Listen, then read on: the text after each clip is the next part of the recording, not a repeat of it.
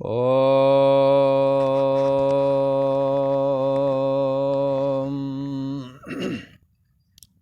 ओम गुरु ब्रह्मा गुरु विष्णु गुरुदेव महेश्वरा गुरु साक्षात् परम ब्रह्म तस्मै श्री गुरुवे नमः। योगेश्वर श्री कृष्ण भगवान की जय। ऐं सरस्वत्यै नमः। ओम शांति शांति शांति। पूर्व का प्रसंग एक बार स्मरण करते हैं। ये गीता का 6वां अध्याय चल रहा है और इसमें भगवान श्री कृष्ण परमात्मा से अभेद होने के लिए साधक के लिए ध्यान का निरूपण किए हैं और उस ध्यान को बताया कि वो परमात्मा को संपूर्ण भूत प्राणियों में देखें, ध्यान के माध्यम से इसे अनुभव करें, फिर बाह्य जगत में भी वैसा ही बर्ताव करें। वैसा ही बर्ताव करने का मतलब ज्ञान की दृष्टि से वैसा ही समझें और व्यवहारिक विषय जो है उसको संपादन करें। व्यवहारिक विषय हमेशा विषमता में होता है, व्यवहार सम में नहीं होता है। केवल ज्ञान सम रहता है। ज्ञान को समरूप जानने के लिए ही कहा है पंडिता समदर्शिना। यदि बरतने की बात होती, व्यवहार की बात होती तो भगवान श्री कृष्ण समदर्शिना ना कह के समवर्तना कह देते, पर ऐसा कहा नहीं है। इसलिए ये बात जानी जाती है कि व्यवहार में विषमता का बर्ताव तो होता ही है। जो अशिक्षित है उसको और जो शिक्षित है इसमें अंतर रहेगा। स्त्री और पुरुष ये दोनों एक नहीं हो सकते, इसमें अंतर रहेगा। बालक और जवानी वाले एक जैसे नहीं हो सकते। बालक को जब जो अपने से बड़ा है उसे प्रणाम नमस्कार करना होवेगा। कोई ऐसा कहे कि उसको बालक कर रहा है तो बड़े बालक चाहिए वो भी उसके पैर छुए, तो ये व्यवहारिक विषमता तो रहनी चाहिए। और ये व्यवहारिक विषमता के बगैर व्यवहार नहीं चल सकता। ऐसा संभव नहीं कि बालक से जो एज वृद्ध लोग हैं, जो 8-10 साल का बालक है और कोई 20-25 साल का लड़का है, तो छोटे वाले को बड़े वाले के प्रति अभिवादन करना चाहिए, प्रणाम नमस्कार करना चाहिए। जैसे छोटे भाई के लिए बड़ा भाई पूजनीय है। अब कोई कहे कि नहीं सम बना दो, तो ये सम रूप में स्थित परमात्मा तो इनमें देखो कि भाई इसके अंदर और छोटे भाई के अंदर और बड़े भाई के अंदर एक समरूप परमात्मा विद्यमान है। पर व्यवहार जब होवेगा तो अभिवादन प्रणाम नमस्कार छोटा वाला बड़े को करेगा। इसी प्रकार से स्त्री और पुरुष का यदि मामला देखें, यूँ तो दोनों ही बराबर कहे गए हैं धर्म की दृष्टि से। प्रकृति की दृष्टि से तो विषमता से युक्त शरीर का निर्माण हुआ है स्त्री और पुरुष का। कुछ विषमताएं हैं, पर धर्म कहता है कि स्त्री धर्म पत्नी जब बन गई तो समता का अधिकार होना चाहिए। पर जहाँ प्रणाम की बात और अभिवादन की बात आएगी वहाँ स्त्री के द्वारा पति पूजनीय रहेगा। ये विषमता पूर्वक ही समता देखना है। स्त्री में विद्यमान परमात्मा स्त्री शरीर में होने की वजह से स्त्री के हाव भाव और उनके गुण दोषों से युक्त दिखता है। पर जो तुम्हारे अंदर में विद्यमान है, जैसे पुरुष के अंदर जो परमात्मा विद्यमान है, वो पुरुष के हाव भाव और उनके गुण दोषों से युक्त होकर के ही दिखेगा और उनके साथ बर्ताव भी वैसा ही करना पड़ेगा। जबकि दोनों में चेतना रूप करंट एक ही है। जिसके आश्रय से स्त्री में स्त्रीपना फुर रहा है और जिसके आश्रय में पुरुष के अंदर पुरुषपना फुर रहा है, वो चैतन्य सत्ता दोनों में एक ही है। ऐसा विचार हमेशा रखना चाहिए। अगर ऐसा विचार रख रहे हैं तो आप समदर्शी हैं। पर बर्ताव की जहाँ तक बात आएगी, अभिवादन स्त्री को करना होवेगा और पुरुष को प्यार देना होवेगा, सम्मान देना होवेगा। पर जहाँ तक पुरुष और स्त्री के स्वभाव की बात है, तो दोनों में यद्यपि परमात्मा एक ही है, तो भी स्त्री का दिल मानता मैं इनकी हूँ, और पुरुष को पूछो भाई ये कौन है, तो वो कहता ये हमारी है। एक अपना होकर के स्वभाव वाली है, तो दूसरा अपना बनाने वाला। ये विषमता प्राकृतिक तौर पर स्वाभाविक हर एक में विद्यमान है। अपवाद रूप में कोई हो तो हम कह नहीं सकते, पर प्रायः करके 100 में 99 तो जरूर ऐसे ही स्वभाव वाले निकलेंगे। कोई कहे कि ये पढ़ी लिखी स्त्री या पढ़ा लिखा पुरुष, इसमें अंतर पड़ जाएगा, ऐसा कोई कहे तो अंतर पड़ जाएगा। हाँ, बहुत मामूली भले ही पड़ जाए। पढ़ी लिखी स्त्री बहुत ऊंचे ओहदे पर हो, अधिकारी हो, और वो पुरुष के समकक्ष कार्य करके दिखाएगी। कई बार फाइटिंग करने वाली महिलाएं पुरुषों को परास्त कर देती हैं। बड़ी बड़ी रेसलर जो बनी हुई हैं महिलाएं, वो कई बार बहुत सारे पुरुषों को परास्त कर देती हैं। तो ये सब बातें हैं, विषमता बनी रहेगी। हाँ, पर स्त्री का जो स्वाभाविक प्रवृत्ति है, वो फाइटर, महिला फाइटर भी, उसका भी दिल टटोलें तो कहीं ना कहीं उनको ये गुण, आपको जो ये गुण बताए समर्पण प्रदान, उन्होंने मिल जाएंगे। और पुरुष के अंदर अपना बनाने वाला, अहम को फैलाने वाला स्वभाव, ये हमारी, वो हमारी, वो हमारा, अपना बनाकर के खुश होना और किसी का होकर के खुश होना, इन दोनों में अंतर है। और ये दोनों अंतर प्राकृतिक तौर पे है। ये विषमता पाटी नहीं जा सकती, ये तो रहेगी। पर हो सकता है कोई स्त्री पुरुष प्रधान अहम को, ज्ञान को भी धारण करे और पुरुष भी भक्ति प्रदान समर्पण को भी धारण करे, तो ये एक साधना का स्तर है। पर स्वाभाविक प्रवृत्ति तो ऐसी ही है, ऐसा कहा। तो इसी प्रकार से स्त्री और पुरुष में बहुत सारी विषमताएं हैं। जैसे गर्भ को धारण करना, और पुरुष गर्भाधान करे और स्त्री गर्भ को धारण करे, ऐसी ये विषमता बनी रहेगी। इसके बाद में भी सनातन धर्म ने स्त्री को, जो पुरुष से जुड़ चुकी है, जिन्होंने विवाह संस्कार करा लिया है, शादी आदि हो गई है, तो वो धर्म ने उसे सम बनाया है। इसलिए धर्म पत्नी कहा जाता है, धर्मपति, धर्म की पत्नी। और ऐसा कहा जाता है तुम लोगों का बराबर अधिकार है।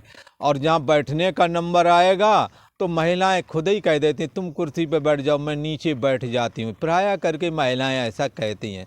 अब आजकल की पढ़ी लिखी ना भी कहें, पर वो भी जब अपने समकक्ष किसी पुरुष को पाती हैं और जिनके साथ शादी आदि विवाह होता, तो उनका भी दिल ऐसा नहीं करता है कि मैं ऊंचे बैठ जाऊं, इसे नीचे बैठाऊं। ऐसा तो आज तक समझ में नहीं आया।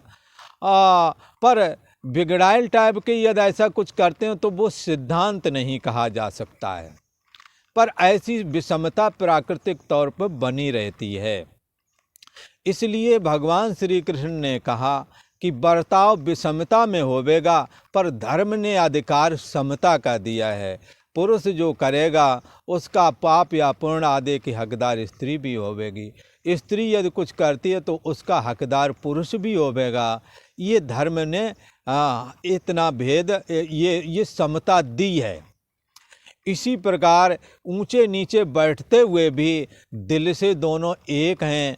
ये वाली समता कौन मिटा सकता है? भाई प्यार मोहब्बत है, कोई दिल की बात एक दूसरे के प्रति छिपाते नहीं हैं, कह देते हैं और आवश्यकता पड़ने में एक दूसरे के कपड़े लत्ते धुलने आदि से लेकर के भोजन बनाना आदि से लेकर बहुत सारे लोग आपस में सेम बराबरी का कार्य संपादन करते हैं। तो इस तरह से ये प्यार की समता है। अब प्यार है, ज़रूरत पड़ने पर पैर भी दबाएंगे, कपड़े भी धुलेंगे, है? नहीं बनती है तो नहीं, पर धर्म ने तो कह दिया तुम जो दोनों करोगे दोनों का पाप पुण्य बराबर रहेगा। पर व्यवहार, इसलिए जो अगर यदि कदाचित ऐसा कहें कि व्यवहार भी समता में होना चाहिए तो ऐसा संभव नहीं। सब में परमात्मा एक है। तो चांडाल है, गाय है, हाथी है, कुत्ता है, इनको एक जगह नहीं बैठाया जा सकता है। आप डबल बेड लाए हैं तो डबल बेड पर किसको सुलाएंगे? गाय को सुलाएंगे या हाथी को सुलाएंगे? नहीं नहीं, समता करनी है, सबको बराबर देना है। हाथी को तो किसी मजबूत पेड़ की जड़ में उसकी टांग, वो भी सांकल से बांधी जाएगी, सांकर से बांधेंगे उसे। और कुत्ते को दरवाजे पर बैठने के लिए लोग पालते हैं ताकि कोई अजनबी आए तो वो उस पर भौंकता है। लिहाजा पालने वाले को ये सुविधा हो जाती है कि अगला कोई आएगा तो हमें उसके आने की सूचना मिल जाएगी। गाय है, अब गाय को क्या करें? गाय पूजनीय है पशुओं में, पर फिर भी उसे अपने बेड पे तो नहीं बिठाओगे। या आप भोजन कर रहे हो उसको भी पांति में बिठा लें, गौ माता जो है ना, ऐसा नहीं होगा।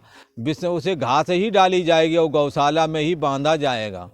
पर उसके अंदर विद्यमान परमात्मा वो वही वाला है जो विद्या विनय संपन्न ब्राह्मण में विद्यमान है। और जिस कुत्ते को आप दरवाजे में बिठाते हैं उस कुत्ते में भी वही परम ब्रह्म परमात्मा विद्यमान है जो कि आपके अंदर विद्यमान है।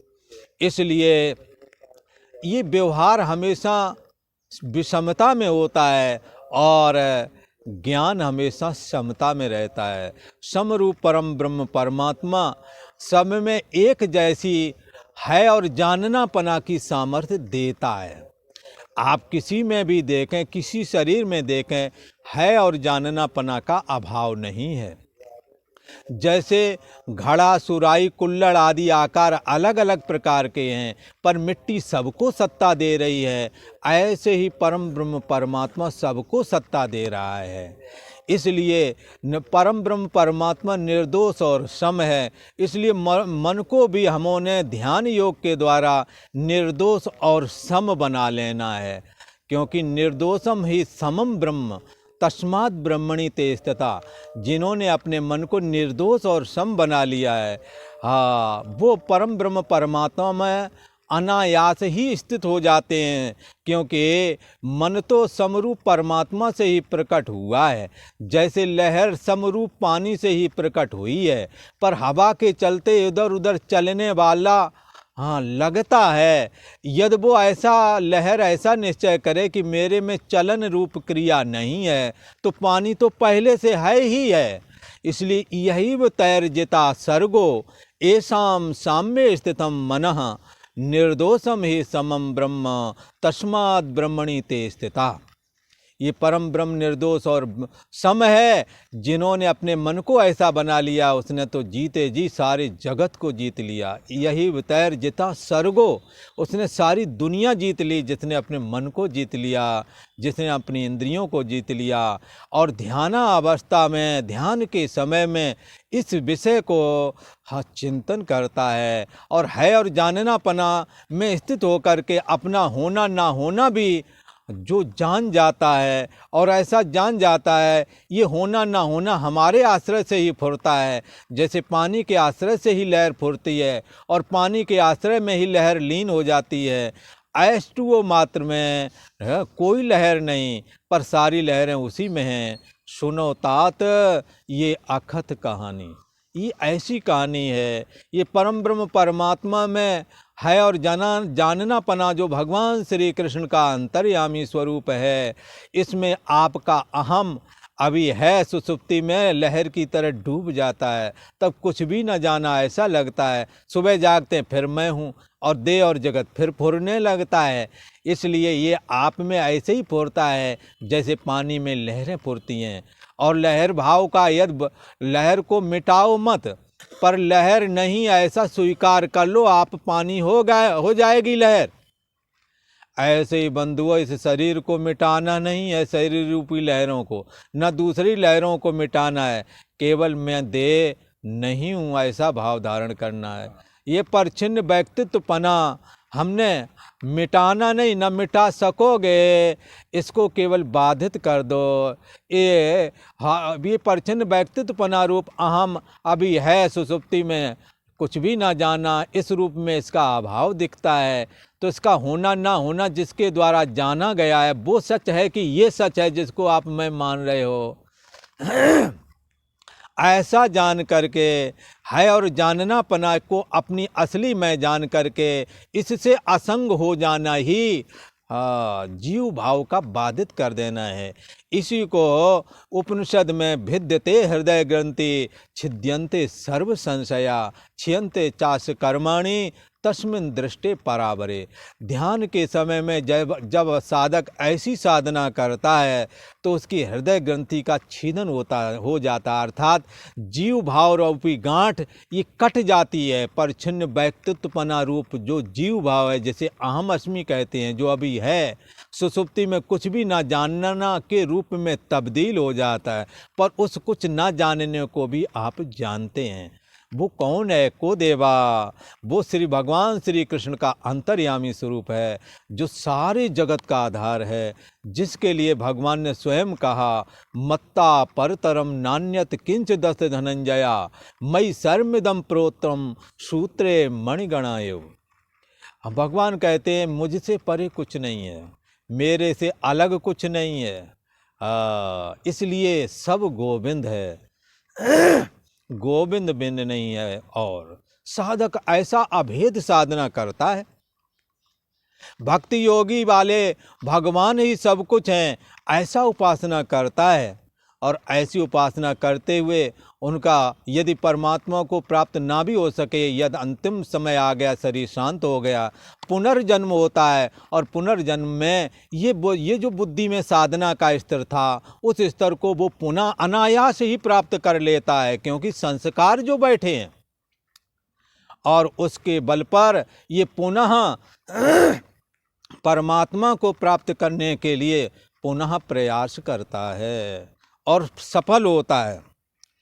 अब भगवान श्री कृष्ण कहते हैं कि साधक को चाहिए इस साधना को समझे और बराबर इस साधना में लगा रहे।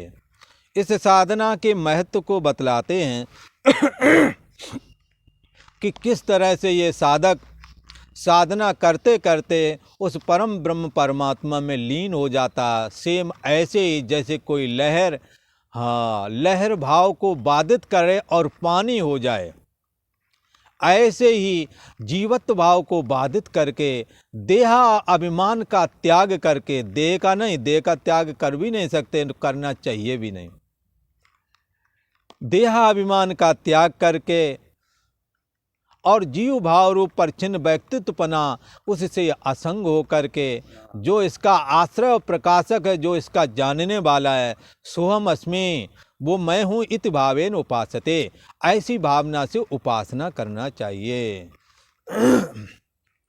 तो अब यहाँ कहते हैं कि ये भगवान श्री कृष्ण ये गीता का 6वां अध्याय है, इस साधना के महत्व को बताते हैं। करना चाहिए हम लोगों को ये साधना। परमात्मा हमारे अंदर विद्यमान है। किसी ने कहा है जरा तो इतना बता दो भगवन, लगी ये कैसी लगा रहे हो, हमी में रह के, मुझी में रह के, मुझी से भगवन ये खोज कैसी करा रहे हो। हमारे अंदर ही रहते हो और हमारे से ही खोज करा रहे हो।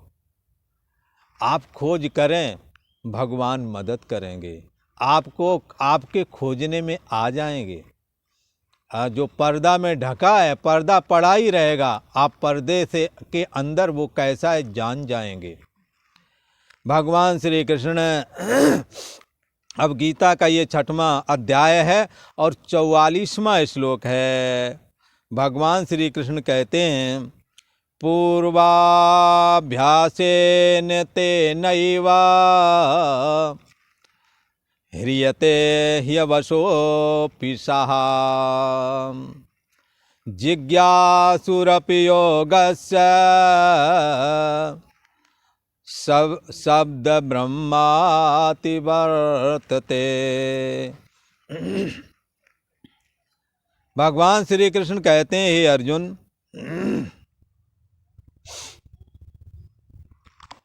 ये जो पूर्व जन्म के साधक थे, पवित्र श्रीमान कुल में जन्म लिया और पूर्व जन्म के अभ्यास के बल से उनका अगला जब जन्म हुआ तो उसमें भी वो आकर्षित होते हैं परमात्मा की प्राप्ति विषयक चर्चा सुन करके। कईयों को वैराग हुआ भागवत सुन करके, कईयों को वैराग हुआ संतों से चर्चा सुन के, पर उन्हीं को हुआ, बाकी को क्यों नहीं हुआ? क्योंकि पूर्व का अभ्यास जो था, पूर्व के संस्कार जो थे। भगवान श्री कृष्ण कहते हैं, हे अर्जुन, वो जो कामना वाला योगी था, जिसने परमात्मा से अभेद का निश्चय किया पर हृदय में वासना थी, उसकी वजह से उसका पुनर्जन्म पवित्र श्रीमान कुल में हुआ।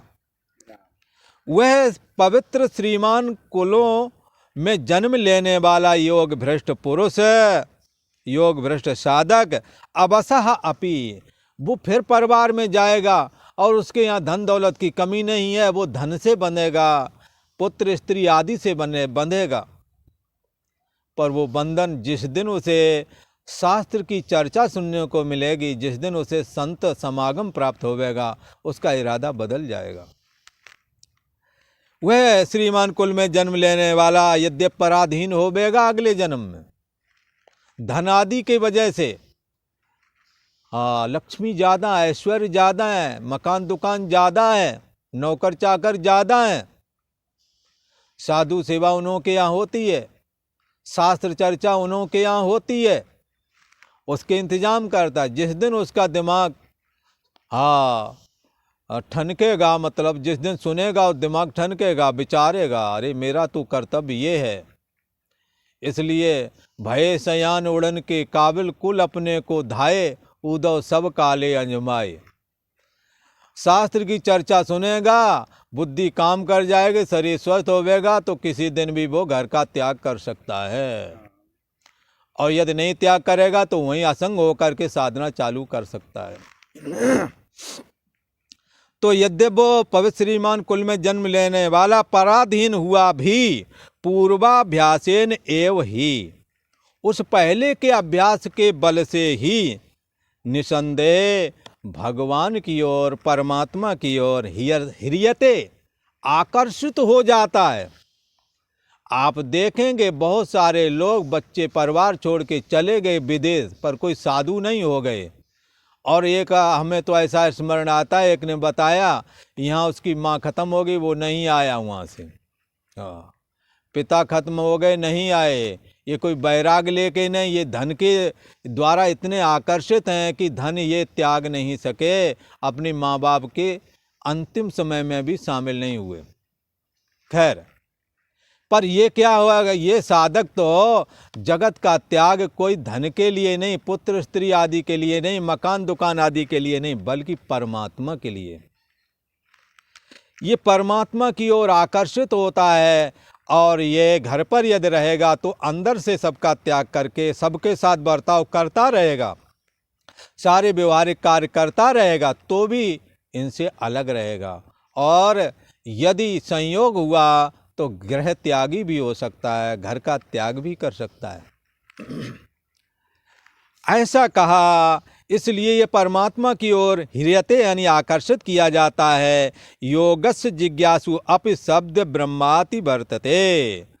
यदि वो पूर्व जन्म का साधक तो है ही, तो जिज्ञासा उसके अंदर स्वाभाविक होती है। ये जगत क्या है, माया क्या, ब्रह्म क्या, जीव क्या, ईश्वर क्या, कर्म क्या है, स्वर्ग क्या है, नरक क्या है, सभी के अंदर जिज्ञासा नहीं होती, पर उसके अंदर ये मन में आएगा और वो इसकी खोज करेगा, आपको नहीं पता लगेगा।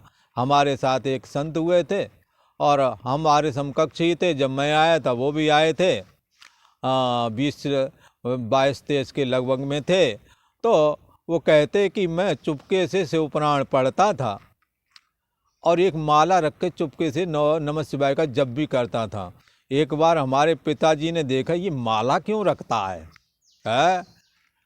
तो पर उन्हें पता नहीं लगा और उन्होंने यहाँ सेटिंग करके फिर वहाँ अपना काम धंधा छोड़ के और गृह त्यागी हुए थे। तो खैर ये उसी के नतीजा है जो पूर्व का संस्कारवान है। तो समय ये जो है पवित्र श्रीमान कुल में जन्म लेने वाला ये साधक अगले जन्म में पराधीन होगा, तो भी उस पहले के संस्कार के बल से, पहले के अभ्यास से निसंदेह परमात्मा की ओर, भगवान की ओर ये आकर्षित किया जाता है। और योगस्य जिज्ञासु अपि, और समबुद्धि रूप योग का, और जो कर्म योग करते रहे ना निष्काम भाव से, उनका चित्त भी निर्मल हो जाता है। मतलब समबुद्धि रूप योग का कोई जिज्ञासु भी होता, उसका भी दिल करता है ये रहस्य जानने का, सृष्टि का रहस्य जानने का। समबुद्धि रूप परमात्मा की जिज्ञासा रखने वाला जिज्ञासु भी अनेकों वर्षों से, जन्मांतरों से निष्काम कर्म योग, सेवा शुश्रूषा आदि करता आया है। ऐसा जो जिज्ञासु है वह भी यदि इसी तरह अभ्यास करे तो शब्द ब्रह्माति वर्तते, वेद में कहे गए सकाम कर्मों का त्याग कर देता है। अभी कामना युक्त धर्म कर्म कर रहे हैं, धीरे धीरे ये कामना वाले निष्काम हो जाते हैं और निष्काम वाला वैराग्य को प्राप्त हो जाता है, भगवान की भक्ति को प्राप्त हो जाता है, उससे उसे दुर्लभ ब्रह्म ज्ञान प्राप्त होता है, योग साधना प्राप्त होती है। इसलिए कहते हैं समत्व कर्म रूप जो निष्काम भाव से कर्म करने वाला ये कर्म योगी जो है वो भी उसका मन इतना निर्मल हो जाता है कि वेद में कहे गए जो सकाम कर्म है उनका तो हमेशा हमेशा के लिए त्याग कर देता है। और वेद में कहे गए सकाम कर्मों के फल का उल्लंघन करके और निर्दोष और सम ब्रह्म में अपनी स्थिति को प्राप्त कर लेता है। और सकाम कर्मों का उल्लंघन अर्थात कामना युक्त कर्म करता नहीं है। तो भगवान श्री कृष्ण कहते हैं कि वह श्रीमान पवित्र और श्रीमान कुल में जन्म लेने वाला पराधीन हुआ भी पहले के अभ्यास से ही निसंदेह भगवान की ओर आकर्षित किया जाता है। और समबुद्धि रूप समत्व रूप योग का अथवा कर्म योग का या कर्म की उपासना, कर्म को ही उपासना समझ करके जो सुबह से शाम तक दूसरे के सेवा शुश्रूषा आदि में लगा रहता है, आसक्ति नहीं, फलाकांक्षा नहीं और कोई कामना नहीं, फिर भी दूसरों के काम आता है, हमेशा ऐसा जो लगा रहता है, उसके अंदर परमात्मा के प्रति जानने की जिज्ञासा बनती है। ऐसा जिज्ञासु भी फिर कभी कामना युक्त कर्म ना करके परमात्मा को जानने के लिए निष्काम कर्म को करता है, जिससे उसे परमात्मा की भक्ति मिलती है और भक्ति से ही वैराग और वैराग से फिर ज्ञान होता है और ज्ञान के लिए, ज्ञान को धारण करने के लिए योग साधना अभेद उपासना करता है। इस तरह से वो सकाम कर्मों का उल्लंघन कर जाता है। और आज इतना ही। ओम शांति शांति शांति।